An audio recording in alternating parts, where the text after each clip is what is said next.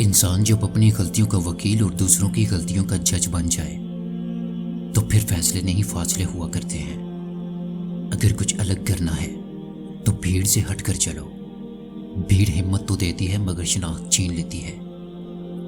انسان ہمیشہ تکلیف میں ہی سیکھتا ہے، خوشی میں تو پچھلے سبق بھی بھول جاتا ہے۔ ہارنا تب ضروری ہوتا ہے جب لڑائی اپنوں سے ہو، اور جیتنا تب ضروری ہوتا ہے جب لڑائی اپنے آپ سے ہو۔ خامیاں سب میں ہوتی ہیں مگر نظر صرف دوسروں میں آتی ہیں۔ قدر کرنی ہے تو زندگی میں کرو۔ چہرے سے کفن اٹھاتے وقت تو نفرت کرنے والے بھی رو پڑتے ہیں۔ اگر کبھی ایسا لگے کہ تم تھک چکے ہو اور دعا مانگنا بھی مشکل لگے تو اپنے رب کے سامنے ہاتھ پھیلا لیا کرو۔ تمہارے پھیلے ہوئے ہاتھ اس بات کا ثبوت ہے کہ تم کائنات کے محتاج ہو، اور بے شک میرا رب خاموشیوں کو بھی سنتا ہے۔ رب تعالیٰ انسان سے فرماتا ہے کہ میرے لیے لٹ کر تو دیکھ، میں رحمت کے خزانے تیرے پر نہ لٹا دوں تو کہنا۔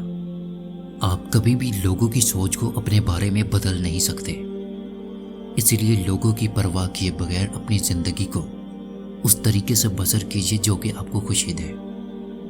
کوشش کرو کہ وہ سب کچھ ٹوٹ جائے مگر وہ مان نہ ٹوٹے جو کہ کسی بہت اپنے نے خود سے زیادہ آپ پر کیا ہو۔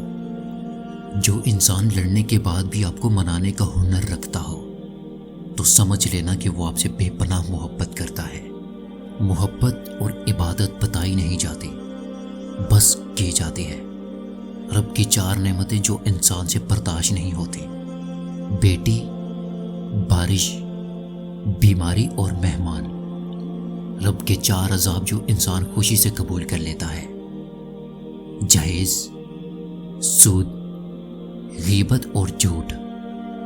جو رشتہ آپ کو بار بار آنسو دینے لگے تو سمجھ جانا کہ اس نے اپنی مدت پوری کر لی ہے۔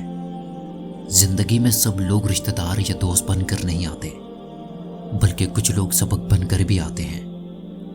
دوسروں کی خوشیوں میں خوش رہنا سیکھو تو رب تمہیں دینے میں بھی دیر نہیں کرے گا۔